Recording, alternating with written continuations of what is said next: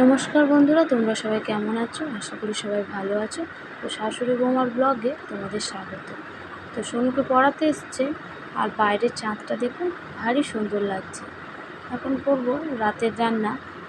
তো হবে চিকেন, পটল চিংড়ি আর ভাত। তো তেলের মধ্যে আমি গোটা গরম মশলা দিয়ে দিয়েছি, আর এখানে পেঁয়াজ, আদা, রসুন, টমেটো, কাঁচা লঙ্কা পেস্ট করে নিয়েছি, আর ওর মধ্যে দিয়ে দিলাম হলুদ। দিয়ে এটা একটু নেড়ে এর মধ্যে দিয়ে দেব স্বাদ মতো লবণ, আর দেবো একটু টক দই। দিয়ে এটা একটু কষিয়ে নেব।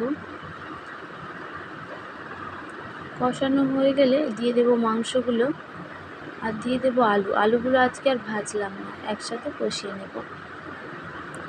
কষানো হয়ে গেছে, তো এখন গরম জলটা দিয়ে দেব, দিয়ে ঢাকা দিয়ে গ্যাসটা কমিয়ে দেব। তো ঢাকা খুলে দিয়ে দেব গুঁড়ো গরম মশলা।